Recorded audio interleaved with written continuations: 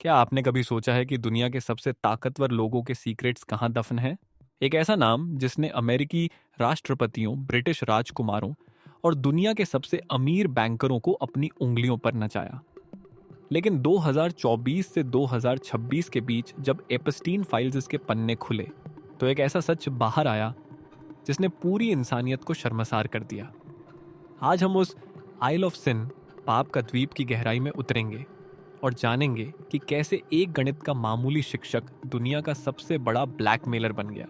Jeffrey Epstein का जन्म 1953 में ब्रुकलिन के एक साधारण परिवार में हुआ था। वह गणित में होनहार था, लेकिन उसने कभी कॉलेज की डिग्री पूरी नहीं की। बावजूद इसके उसने न्यूयॉर्क के मशहूर डाल्टन स्कूल में टीचर की नौकरी हासिल कर ली। यहीं से उसने अमीर परिवारों के बच्चों और उनके माता पिता से संबंध बनाना शुरू किया। वॉल स्ट्रीट का सफर 1976 में उसने बेयर स्टर्न्स ज्वाइन किया और देखते ही देखते वॉल स्ट्रीट का बड़ा खिलाड़ी बन गया। उसने अपनी खुद की फर्म बनाई और दावा किया कि वह केवल अरबपतियों का पैसा मैनेज करता है। घिस्लन मैक्सवेल का साथ 90 के दशक में उसकी मुलाकात ब्रिटिश मीडिया टाइकून की बेटी घिस्लन मैक्सवेल से हुई। मैक्सवेल ने एप्स्टीन के लिए दुनिया के सबसे बड़े दरवाजे खोले और उसके इस खौफनाक नेटवर्क की मास्टरमाइंड बनी। एप्स्टीन का तरीका बहुत सीधा था, ताकत और पैसा। उसने वर्जिन आइलैंड्स में एक प्राइवेट द्वीप खरीदा, जिसे लोग आज लोलिता आइलैंड के नाम से जानते हैं। यहाँ उसने दुनिया भर से लड़कियों को मसाज और मॉडलिंग के बहाने बुलाया और उन्हें कैद कर लिया। Honey trap. उसने अपने घरों में गुप्त कैमरे लगाए थे। जब भी कोई प्रभावशाली व्यक्ति जैसे प्रिंस एंड्रयू या बड़े राजनेता उसके यहाँ आता, तो वह उनकी आपत्तिजनक वीडियो बना लेता था, ताकि भविष्य में उन्हें ब्लैकमेल कर सके। पहली बार 2005 में एप्स्टीन कानून के शिकंजे में आया, जब फ्लोरिडा में एक 14 साल की बच्ची के माता पिता ने शिकायत की। लेकिन यहां पावर का खेल देखिए। 2008 में एक बेहद विवादास्पद प्ली डील, समझौता के तहत उसे केवल 13 महीने की जेल हुई, जहां उसे दिन में बाहर काम करने की इजाजत थी। 2019 की गिरफ्तारी।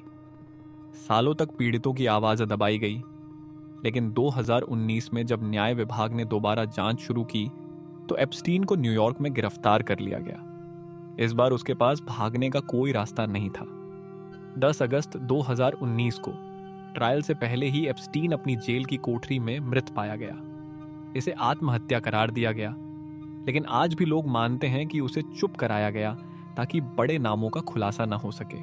एप्स्टीन की मौत के बाद भी जंग जारी रही। 2024 से शुरू होकर जनवरी 2026 तक अमेरिकी अदालत ने हजारों पन्नों के गुप्त दस्तावेज सार्वजनिक किए। इन फाइलों में क्या था? बड़े नामों का खुलासा। इन फाइलों में bill Clinton, Donald Trump, Prince Andrew और बिल गेट्स जैसे नामों का जिक्र मिला। हालांकि इनमें से कई लोगों पर सीधे आरोप नहीं थे, लेकिन एप्स्टीन के साथ उनके गहरे संबंध पूरी दुनिया के सामने आ गए। पीड़ितों की गवाही। मारिया फार्मर और वर्जीनिया ग्रिफे जैसी महिलाओं की गवाही ने साबित किया कि यह स्कैंडल केवल यौन शोषण नहीं, बल्कि एक ग्लोबल सेक्स ट्रैफिकिंग नेटवर्क था। जेफरी एप्स्टीन की कहानी हमें सिखाती है कि पैसा और रुतबा किसी को भी अंधा बना सकता है, लेकिन न्याय का पहिया धीरे ही सही मगर घूमता जरूर है।